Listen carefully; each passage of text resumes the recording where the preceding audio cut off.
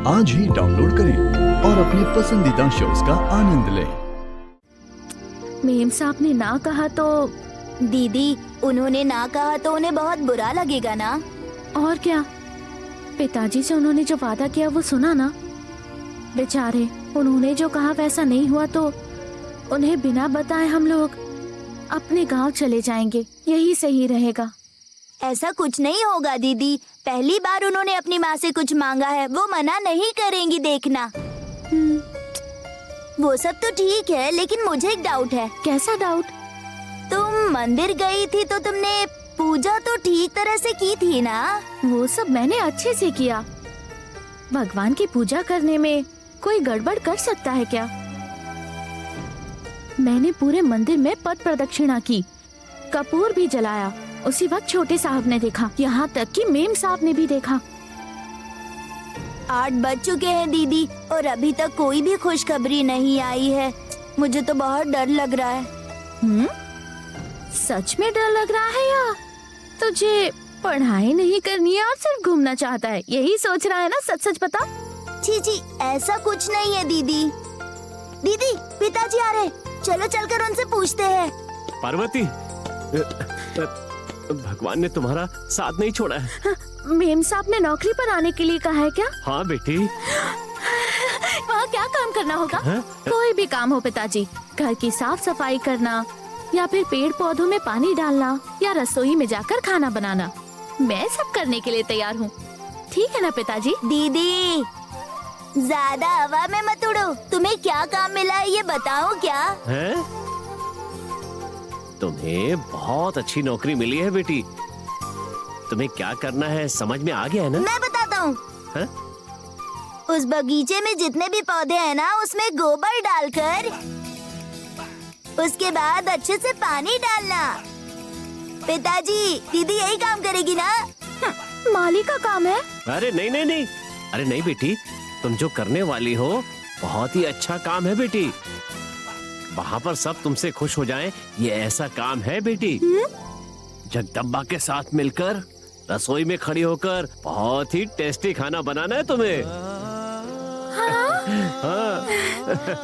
अरे रे, क्या बात है पिताजी। आप देखना, मैं जगदम्बा दीदी को कितने अच्छे से काम करके दिखाऊंगी। उनके साथ में रहकर किसको क्या पसंद है, कितना नमक मिर्च डालना है, सब कुछ देखकर अच्छे से काम करना। पार्वती वो सब अच्छे से करेगी।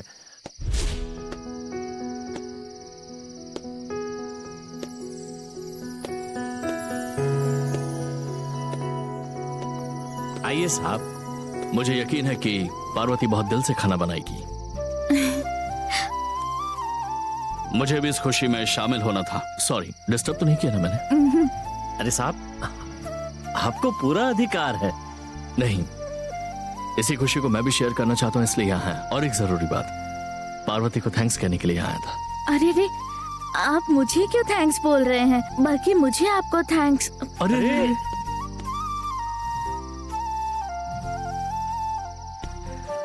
जान बचाने की कोई कीमत नहीं होती, लेकिन शुक्रिया तो कर ही सकते हैं ना।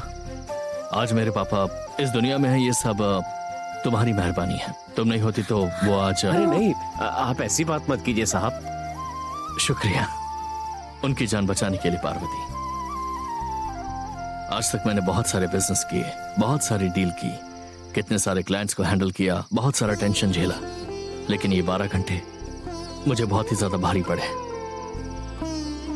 पार्वती की जीत हुई है। मैंने जो वादा किया था बस उसे पूरा किया। आपने अपना वादा पूरा करके मेरे लिए अपनी माँ से बात की। आपके घर में एक दिन खाना बनाना भी मेरे लिए गर्व की बात है। अब तो पूरी जिंदगी आपके घर में खाना बनाने का मौका मिल रहा है आपकी वजह से। आपने जैसा कहा वैसे ही सिर्फ प्यार मिलाकर खाना नहीं बनाऊंगी, पूरी लगन के साथ बनाऊंगी।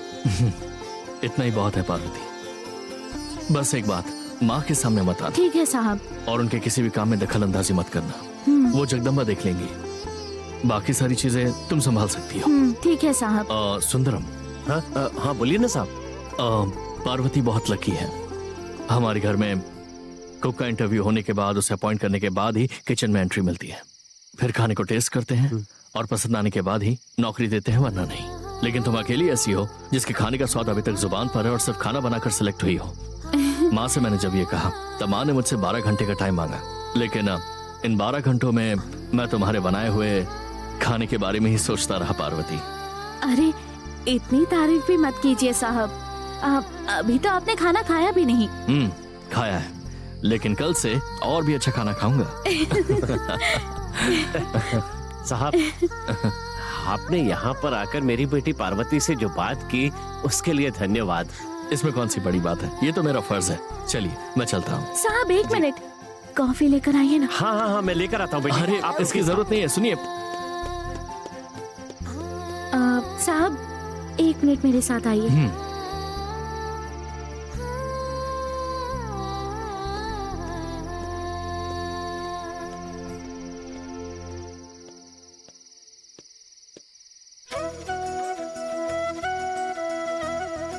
हे, जिसकी तुम पूजा करती हो ये तो वही पौधा है ना?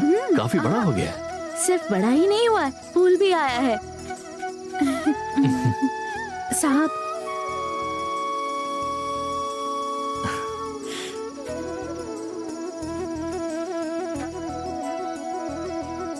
फर्स्ट टाइम पौधे में खिले हुए फूल को मैं पहली बार इतने करीब से देख रहा हूं। क्या कहूं, इट्स अ प्लेजेंट सरप्राइज। मैं आज बहुत ही खुश हूँ साहब। पहला फूल खिलने तक 2 बार घर से जाने की नौबत आई थी। मुझे लगा था मैं इसके फूल कभी नहीं देख पाऊंगी, लेकिन आपकी वजह से मैं इसे देख पा रही हूँ। ये इस पौधे का पहला फूल है। पहले फूल को भगवान के चरणों में चढ़ाते हैं, ऐसा माँ कहती थी। अगर सच कहूँ तो आज से आप ही मेरे लिए सब कुछ हैं साहब। आप ही मेरे लिए भगवान हैं। अरे मैं इतना कोई महान इंसान नहीं हूँ। तुम इस तरह से मुझे भगवान बोलकर रोज कहीं शाकाहारी खाना तो नहीं खिलाने वाली हो ना? Anyways, thanks for the flower. हाँ पार्वती, अपने पिताजी से पूछना यूनिफॉर्म कहाँ है और रजिस्टर में कहाँ साइन करना है, सब बताया है। तुम उन्हें पूछ लेना। गुड नाइट, मैं चलता हूँ। ठीक है साहब।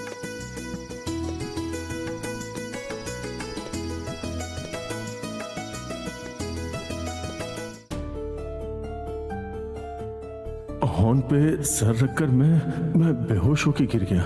गिरने से पहले मैंने सिर्फ एक चीज के बारे में सोचा कि मेरा बड़ा बेटा बिजनेस और परिवार अच्छे से संभाल लेगा। मुझे उसकी चिंता नहीं है।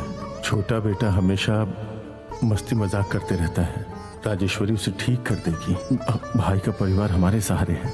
मुझे उसकी चिंता नहीं थी, मुझे चिंता थी राजेश्वरी के माथे के सिंदूर की, क्योंकि जब से हमारी शादी हुई तभी से उसके माथे पे सिंदूर नहीं लगा, ऐसा कभी नहीं हुआ। बिना सिंदूर के मैंने आज तक उसे नहीं देखा।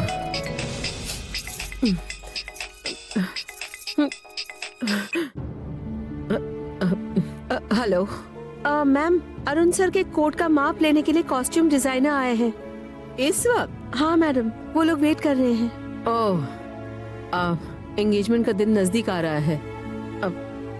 ठीक है, मैं अरुण को आने के लिए कहती हूँ। अच्छा ओके मैडम। ओके। हाँ थैंक यू।